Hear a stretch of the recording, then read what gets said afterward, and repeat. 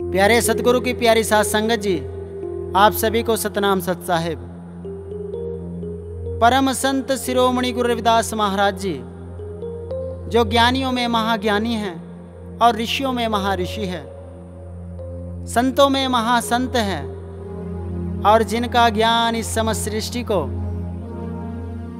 आडंबरों से दूर रखकर सत्य मार्ग पर चलने का संदेश दे रहा है, ऐसे संत शिरोमणि गुरु रविदास महाराज जी का एक बहुत ही प्यारा संदेश जो उन्होंने आप सभी के लिए दिया है, वही संदेश आज मैं आप सभी को सुनाने जा रहा हूं।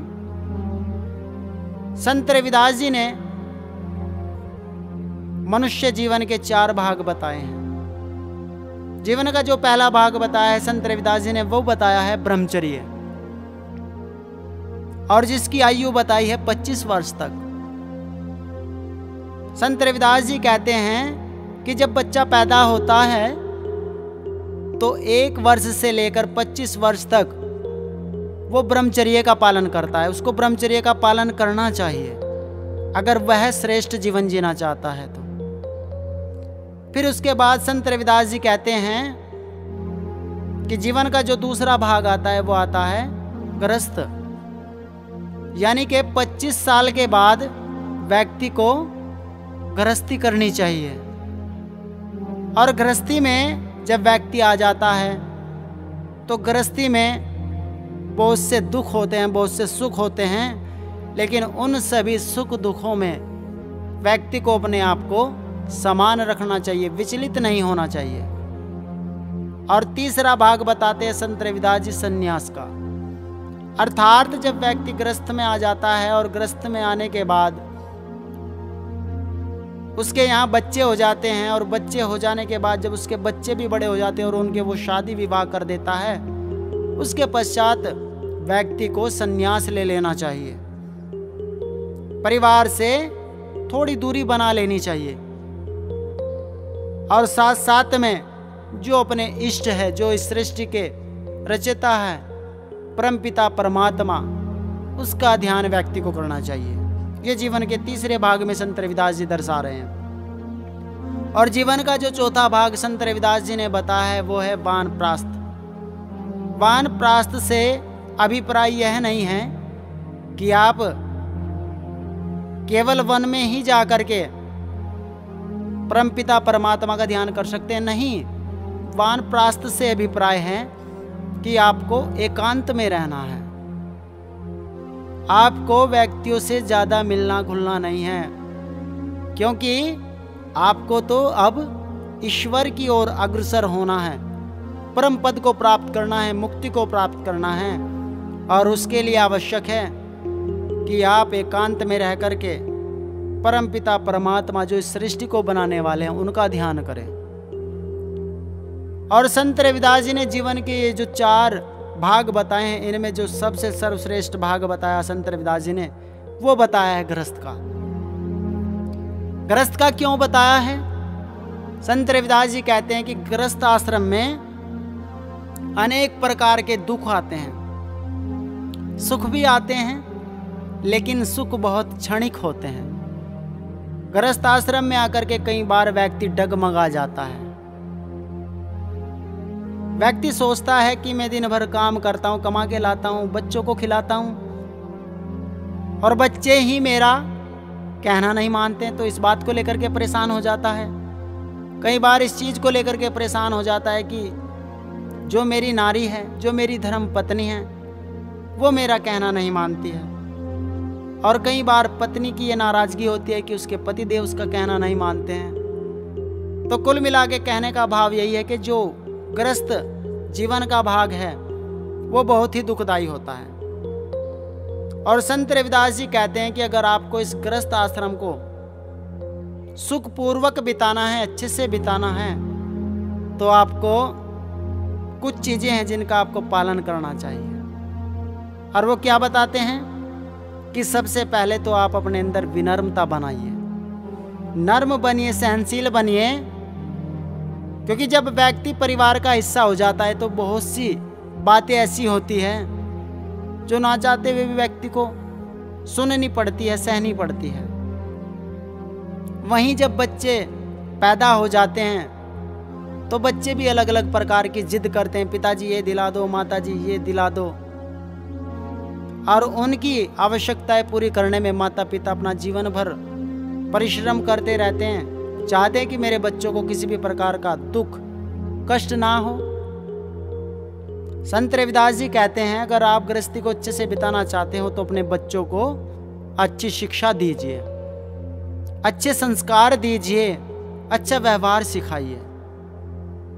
अगर आप अपने बच्चों को शुरू से ही अपने बड़ों का सम्मान करना सिखाएंगे, आप खुद भी सम्मान करेंगे, तो बच्चा वही सीखता है जो देखता है, जो सुनता है, जो उसके आसपास हो रहा होता है।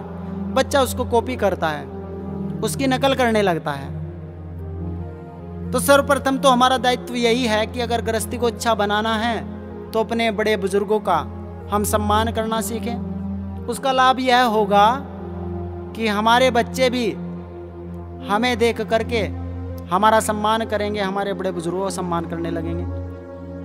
और यदि हम खुद ही अपने बड़े बुजुर्गों का सम्मान नहीं करते हैं, उनका अभिवादन नहीं करते हैं, प्रातः उठ करके नमस्कार नहीं करते हैं माता पिता को, तो जाहिर सी बात है साथ संगत जी, हमारे बच्चे भी हमारे जैसे हो जाएंगे। तो इसी प्रसंग से जुड़ी हुई एक कहानी आती है। संत रविदास जी बहुत ही सुंदर बताते हैं कि एक गांव में एक परिवार रहता था और उस परिवार में एक अध्यापक जो पढ़ाने का काम करते थे, उनकी धर्मपत्नी और उनके 2 बच्चे, एक लड़का और एक लड़की, ये 4 सदस्यों का परिवार रहता था। अध्यापक जी का काम था वो रोजाना घर से निकल जाते और सुबह से लेकर शाम तक बच्चों को पढ़ाने का काम किया करते थे और उसी काम से उनकी आजीविका चलती थी। इस बीच क्या हुआ कि अध्यापक अपने बच्चे को ज़्यादा समय नहीं दे पाए और जिस कारण उनका बच्चा उनसे थोड़ी दूरी बनाने लगा। अपने माता पिता का कहा नहीं मानता था। पहले तो माता पिता ने थोड़ा नज़रअंदाज किया कि बच्चा है सीख जाएगा, लेकिन जब बच्चा बड़ा हो गया तो बच्चे के फिर भी व्यवहार में कोई परिवर्तन ना आता देख माता पिता दोनों दुखी रहने लगे।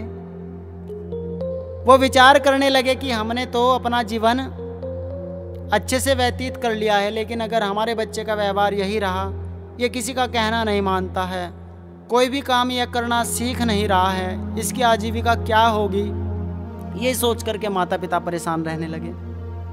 अपनी पत्नी को पास बुला करके कहा कि हे प्रिय, मैं चाहता हूँ कि मेरा बच्चा भी कुछ थोड़ी बहुत ही आजीविका करनी शुरू करे, क्योंकि आने वाले समय में इसका भी परिवार होगा, तो ये अपने बच्चों का पालन पोषण किस प्रकार करेगा।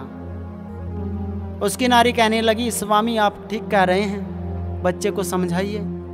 एक उपाय निकाला और एक दिन अपने काम पर जाने से पूर्व ही अपने बेटे को पास बुलाया और बोले, बेटा अब तुम बड़े हो गए हो, कुछ काम करना सीखो, पैसा कमाना सीखो बेटा, और ये जीवन पैसे के बिना अधूरा है। बेटा कहने लगा, पिताजी मैं कोई भी काम नहीं कर सकता। अब पिताजी को गुस्सा आ जाता है, बेटा सुनो, आज तुम्हें कुछ न कुछ कमा करके जरूर लाना है, अगर तुम शाम तक कुछ भी कमा करके नहीं लाते तो तुम्हें आज खाना नहीं मिलेगा। और इतना कह करके उसके पिता अपने काम पर चले गए। बेटा चिंतित हो गया क्योंकि उसको कोई भी काम करना नहीं आता था, और चिंता ही चिंता में वह रोने लगता है। अब जब वह रोने लगा तो उसकी माँ को दया आई। माँ ने कहा कि बेटा क्यों रो रहे हो? तो कहता है कि माँ पिताजी क्या करके गए हैं कि अगर शाम तक कुछ भी कमा करके नहीं लाते तो आज तुम्हें खाना नहीं मिलेगा। माँ ने कहा, बेटा तुम्हारे पिता ठीक कहते हैं, अब तुम बड़े हो गए हो बेटा, काम करना सीखो। लेकिन बेटा रोता ही जा रहा है। तो माँ को दया आई। माँ ने कहा कि बेटा आज तो मैं तुम्हें बचा लूंगी तुम्हारे पिता से, लेकिन कल से तुम्हें काम करना ही पड़ेगा। माँ ने क्या किया कि अपने पास से रखे हुए 100 रुपये अपने बेटे को दे दिए और बोली, जब शाम को तुम्हारे पिताजी आए तो उनको दे देना कि मैं कमा करके लेकर के आया हूँ। और ऐसा ही हुआ साथ संगत जी। और उसके पिता जब काम से लौटे और उन्होंने पूछा, बेटा कुछ कमा करके लाए हो? तो बेटे ने अपनी माँ के द्वारा दिए गए 100 रुपये अपने पिता की हथेली पर रख दिए। पिता यह जान चुके थे कि ये पैसे इसने अपनी माँ से लिए हैं। पिता ने कहा कि बेटा एक काम करो, ये पैसे उठाओ और सामने वो जो कुआं तुम्हें दिखाई दे रहा है, और सामने वो जो तुम्हें कुआं दिखाई दे रहा है, जाकर के उस कुएं में डाल दो। बेटे को आश्चर्य हुआ कि पिताजी आप ये क्या कह रहे हैं? 100 रुपये कुएं में डालने के लिए कह रहे हैं? कि हाँ, ये 100 रुपये तुम उठा करके कुएं में डाल दो। बेटे ने वे 100 रुपये उठाए और जाकर के कुएं में डाल दिए।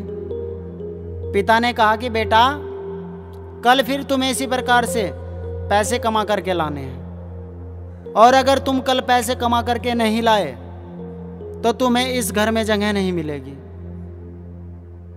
अगला दिन हुआ, बेटा फिर से चिंता करने लगा कि आज पैसे कहाँ से कमा करके लाऊं, कल तो मैंने माँ से पैसे ले लिए थे।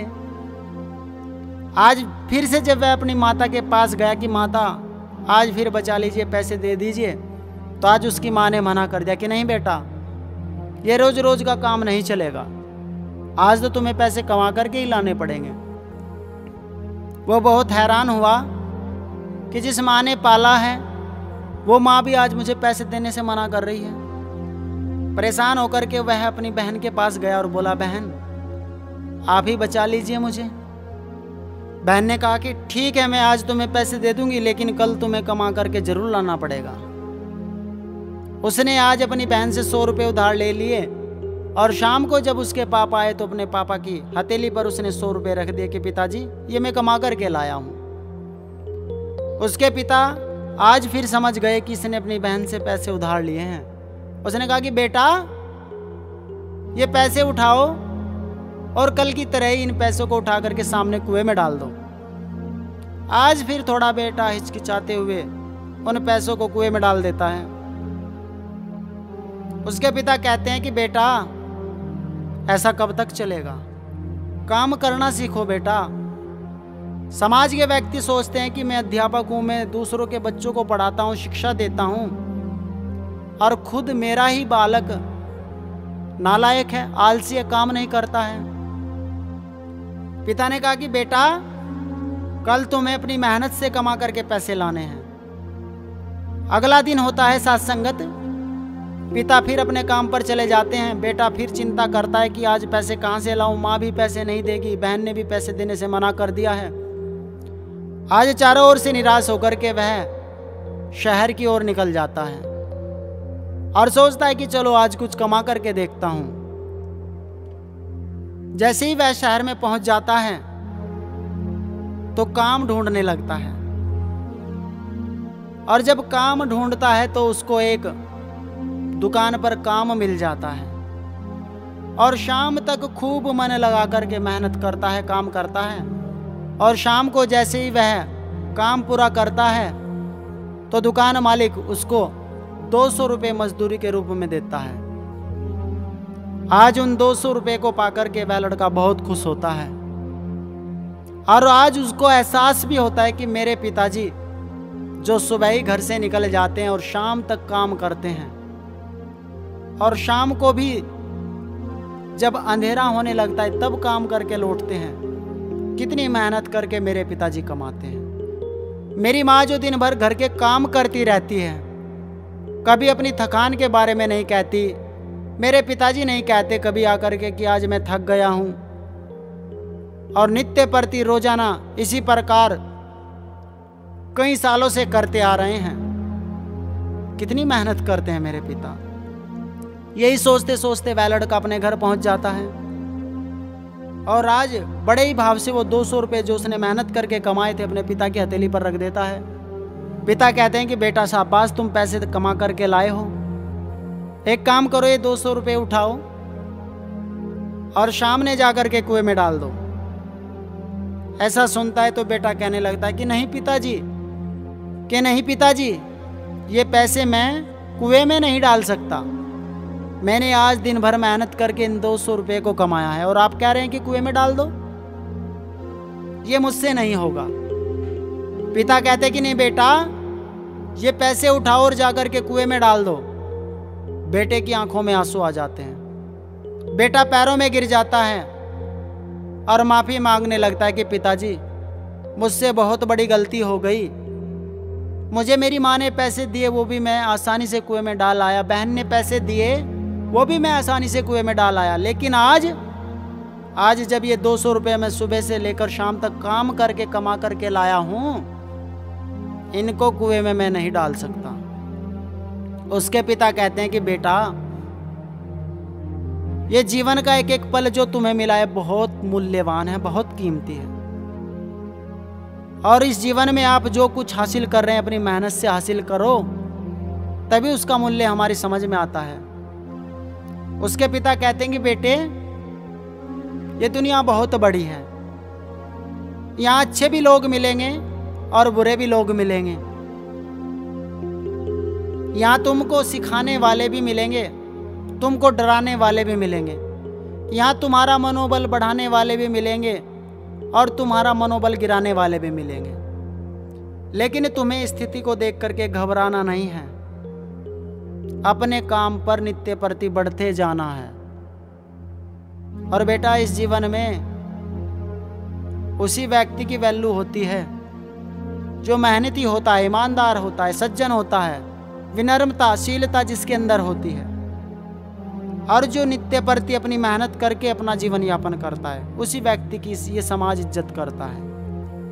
और अगर छोटे छोटे बच्चे मेरी बात को सुन रहे तो उनको भी इस बात को बड़े ध्यान से सुनना चाहिए कि बेटा आपके माता पिता आपके लिए कितनी मेहनत करते हैं। रोज सुबह आपके पिताजी कभी खाना खाते हैं, कभी बिना खाना खाए निकल जाते हैं काम पर, और दिन भर खूब मेहनत करके कमा करके एक एक पैसा आपके लिए लाते हैं। आपकी माताजी सुबह से लेकर शाम तक आपके लिए काम करती रहती है, कभी खाना बनाती है, कभी आपके कपड़े धोती है, अनेक काम दिन भर आपकी माँ आपके लिए करती है।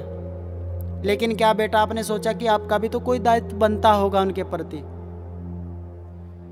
आज अगर आप अपने माता पिता के किए काम पर, उनकी कमाई दौलत पर ऐश कर रहे हैं, तो ये मत भूलिए कि ये दौलत आपके पास ज़्यादा दिन टिकने वाली नहीं है। दौलत आपके पास अपनी कमाई हुई ही रुकेगी।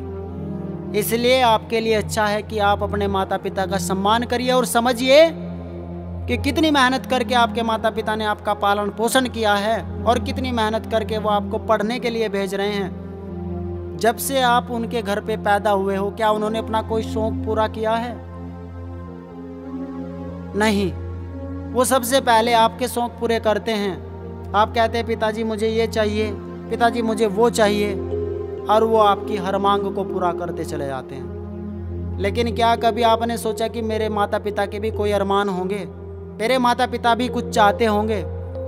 अगर आप एक अच्छे बच्चे हैं अपने माता पिता के, तो बेटा अपने माता पिता का सम्मान करना सीखिए। अपने माता पिता को राजाओं जैसा सम्मान दिया करो, क्योंकि एक वही व्यक्ति है, एक वही प्राणी है जो रात दिन आपकी भले की कामना करते हैं, आपके लिए कमाते हैं, आपके लिए मेहनत करते हैं। बाकी दुनिया तो बहुत बड़ी है, लेकिन जो निर्लेप निस्वार्थ आपकी सेवा करते हैं, आपको कमा करके खिलाते हैं, वो केवल आपके माता पिता होते हैं। इसलिए माता पिता की सेवा करिए। और संत रविदास जी कहते हैं कि जो बालक अपने माता पिता की सेवा करता है ना, अपने माँ बाप का आदर मान सम्मान करता है, उस व्यक्ति को किसी भी चीज की कमी नहीं रहती। ये प्रकृति, ये सृष्टि, ये ईश्वर परमपिता परमात्मा उसको इस दुनिया की सारी नेमत, सारी दौलतें दे देता है। और जो व्यक्ति अपने माता पिता का अपमान करता है, उनका आदर नहीं करता है, उनको अपमानित करता है, उस व्यक्ति के लिए इस धरती तो क्या, दुनिया के किसी भी कोने में जगह नहीं होती। वो हर जगह दुखों का पात्र बनता है। संत रविदास जी कहते हैं कि माता पिता इस धरती पर ईश्वर के समान है। क्यों कहते हैं? वो इसलिए कहते हैं कि ईश्वर का कार्य होता है निर्माण करना, सृष्टि का संचालन करना, सृष्टि को बनाना। और अगर आप थोड़ा विचार करेंगे तो आपको लगेगा कि वास्तव में जिसने हमारा निर्माण किया है, जिसने हमें बनाया है, जिसने हमें जन्म दिया है, वो कौन है? वो हमारे माता पिता है। और सृष्टि का निर्माण करना, इसको बनाना किसका काम है? ईश्वर का। यानी कि जिसने हमें बनाया, हमें पैदा किया, वही क्या है? वही भगवान है। और मैं पूरे विश्वास के साथ कह सकता हूं कि आप पूरे भाव से अपने माता पिता की सेवा करके देखिए, आपको दुनिया में किसी भी व्रत, तीर्थ, कथा, सत्संग की आवश्यकता नहीं पड़ेगी। किसी भी देवी देवता की पूजा करने की आपको आवश्यकता नहीं पड़ेगी।